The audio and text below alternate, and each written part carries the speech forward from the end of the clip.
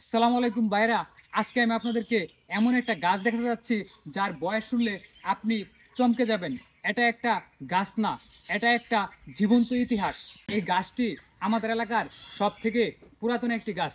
স্থানীয়ভাবে একে বট গাছ বললেও এর বয়স প্রায় ১৫০ বছর।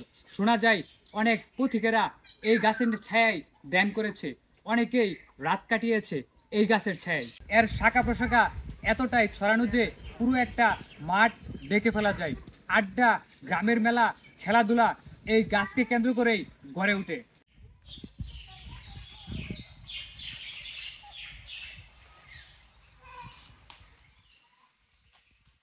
প্রতিবার এই গাছের নিচে এলেই মনে হয় এক শান্তির জগতে চলে এসেছি।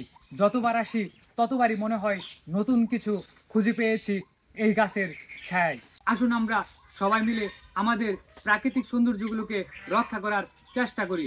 আমাদের ভবিষ্যৎ প্রজন্মেরা এই বটগাছের ছায়ায় দাঁড়িয়ে যাতে বলতে পারে এটা আমাদের গর্ব। আল্লাহ তাআলা আমাদেরকে প্রকৃতির সৌন্দর্যগুলোকে রক্ষা করার তৌফিক দিন। আমিন।